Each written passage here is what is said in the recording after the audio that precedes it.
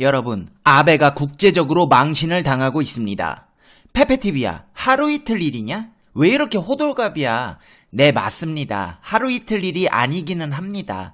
그래도 소식 전해드리겠습니다. 오늘 이 영상에서는 아베가 얼마나 모순된 사람인지 어처구니 없는 과거 행적들을 살펴보며 아베 총리의 심리에 대해 분석해보는 시간, 팩트 맛집 팩트 폭격기 페페TV에서 팩트로 제대로 알려드리겠습니다. 당신이 구독해야 할 단 하나의 채널, 페페TV 팩트 체크. 아베 신조 일본 총리가 UN 기후변화 정상회의에서 연설하겠다고 의사를 밝혔으나 거절당했다는 소식이 전해졌습니다. 일본 교도통신은 다수의 일본 정부 관계자 말을 빌려 이같이 보도했습니다. 보도에 따르면 지난 9월 미국 뉴욕 UN 본부에서 열린 기후변화 정상회의 당시 일본 정부는 아베 총리가 지난 6월 일본 오사카에서 열린 주요 20개국 정상회의 결과 등을 설명하기를 바란다는 의사를 전달했지만 거부당했습니다. 거절 배경으로는 일본이 이산화탄소 배출이 많은 석탄 화력 발전소 건설을 추진하고 있는 것 등이 언급됐습니다. 스가 요시히데 일본 관방장관은 아베 총리가 UN 연설을 거부당했다는 보도에 대해 사실이 아니다 라고 일축했습니다. 그러면서 스가 요시히데 관방장관은 UN 측에서 발언 요청이 있었지만 총리 일정상 참가하지 못했다고 말도 안 되는 변명을 늘어놨습니다. 아니, 교도통신에서 정부 관계자들이 이미 다 인터뷰했는데 창피한 거 알기는 아나 보네요. 일본 정부 관계자들도 입 진짜 가벼운 것 같아요. 항상 보면 정부 관계자들이 다 진실폭로 하더라고요. 지난 9월 기후변화 회의에서는 아베 총리가 아닌 고이즈미 신지로 일본 환경상이 참석했습니다.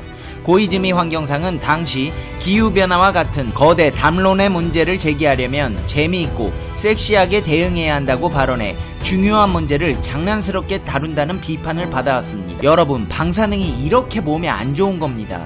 뭔 기후 문제를 섹시하게 대응해야 한대. 뭔 소리야, 고이즈미씨. 정신 나갔나? 그리고 아베씨, 석탄 화력 발전소 만들면서 유엔 가서 대접은 받고 싶으세요? 아니, 지금 때가 어느 때인데 석탄 발전소를 짓겠대. 그나마 자동차 배출가스도 줄이려고 유럽에서는 아예 내연기관차 운행은 물론이고 판매까지 금지한다는 법안이 나오고 있는 이 시점에 구석기 시대도 아니고 석탄 떼면서 사시려고요? 왜 부싯돌로 불 피우세요? 중국에서 오는 미세먼지도 못 살겠는데 일본에서도 오게 생겼네요.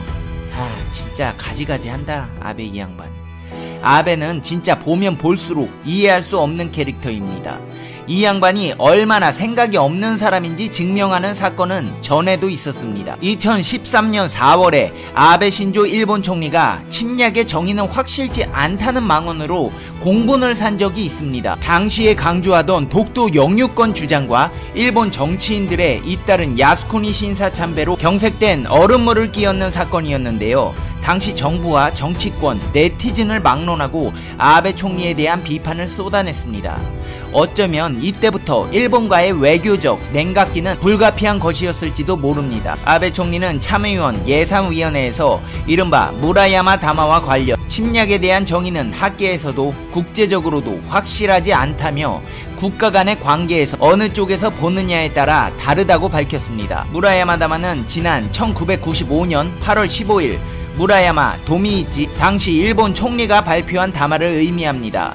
무라야마 전 총리는 이 담화를 통해 식민지 지배와 침략으로 아시아의 여러분께 많은 손해와 고통을 줬다며 통절한 반성의 뜻을 표한다고 사과한 바 있습니다. 즉, 아베 총리의 발언은 주변국들을 상대로 한 과거 제국주의 일본 침략 및 수탈을 정당화하는 의미로 받아들여질 수도 있다는 평가였습니다.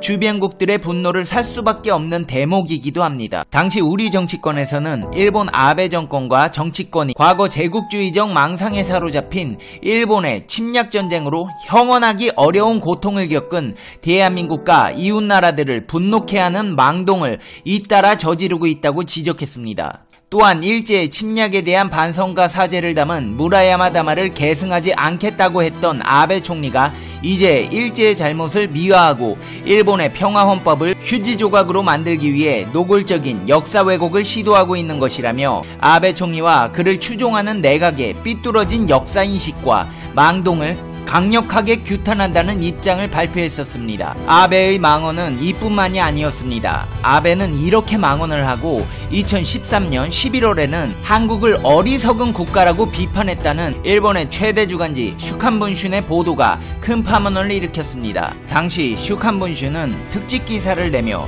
한국의 급소를 찌른다는 제목의 기사를 냈습니다. 이 기사에서 가장 주목되는 부분은 크게 세 곳인데요. 첫째, 아베 총리가 중국은 어처구니 없는 국가지만 아직 이성적인 외교 게임이 가능하다. 한편 한국은 단지 어리석은 국가라고 말했다는 겁니다. 둘째는 아베 총리의 측근이 최근 한국이 일제강점기에 강제징용됐던 피해자들에 대해 일본 기업이 배상해야 한다는 판결을 내리고 있는데 실제 일본 기업이 배상금을 징수하는 사태가 오면 금융제재를 통해 한국에 제재를 가할 수밖에 없다고 했다는 겁니다. 2013년에 나왔던 이 기사는 현실화되어 지금 무역보복으로 이어지고 있습니다. 와, 여러분 소름 돋죠? 이거 2013년에 일본에서 나온 기사예요. 그리고 셋째는 아베 총리의 자민당 총재 특별 보좌역인 하기우다 고이치 중의원 의원 발언을 소개했는데요. 그는 한일 간의 교착 상태를 타개하기 위해선 한번 야스쿠니 신사나 교과서 문제로 풍파를 일으킬 필요가 있다. 그런 다음에 협상 테이블에 앉으면 된다. 또 한국은 외환 보유액이 적기 때문에 일본이 원화를 사들여 원화 강세를 유도하면 한국 경제를 흔들 수 있다고 말했다는 겁니다. 당시 아베 총리는 사흘 연속으로 한국 관련 행사에 참석하면서 조속한 정상회담을 원한다고 말했는데 당시 보도 내용과는 배치되는 행보라 파문은 더 컸습니다. 게다가 슈칸분슌은 한국 비난과 폄하에 앞장서고 있는 잡지입니다.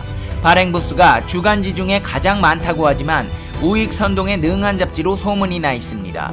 따라서 일본 내 반한 분위기를 고조하기 위한 목적이 깔려 있다고 볼 수밖에 없었습니다. 그러면서 당시 아베 총리는 계속해서 한국과의 관계 개선을 위해 노력하고 있다는 점을 대내외에 역설해서 한국이 대화에 응하지 않는다는 그릇된 인상을 국제사회에 심어주고 있었습니다.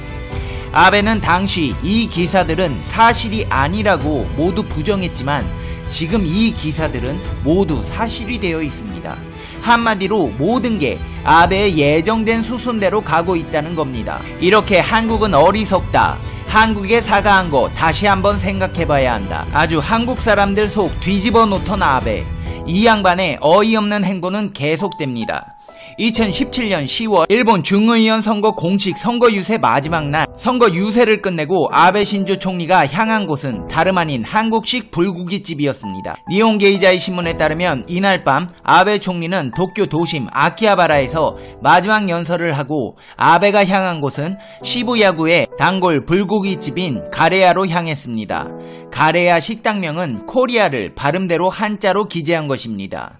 가격은 등심 1인분에 4,000엔, 냉면 850엔, 육회 1,000엔 정도로 도쿄 물가에 비해 저렴한 편입니다. 아베 총리와 부인 아키 여사는 평소 한식을 자주 즐기는 걸로 유명합니다. 특히 아베 총리가 단골인 가레야에서 식사를 하는 장면은 자주 공개되기도 했습니다. 이 때문에 아베 총리는 일부 극우 인사들로부터 비난을 사기도 했습니다. 니 왜 한국 음식 먹으니까? 니 일본 총리 아니머니까? 한국은 어리석다면서 어리석은 나라의 음식을 왜 먹고 있으머니까? 이거 알고 보니 한국 스파이였으머니다. 어떻게 일본 총리가 한식을 먹으머니까? 일본 내에서 이렇게 지들끼리 논란이 됐던 적이 있습니다. 2013년 10월에는 인도네시아 발리에서 열린 아시아 태평양 경제협력체 에이펙 정상회의에서 아베 총리는 대한민국 정상을 만나 나는 한국 요리를 자주 먹고 있으므니다.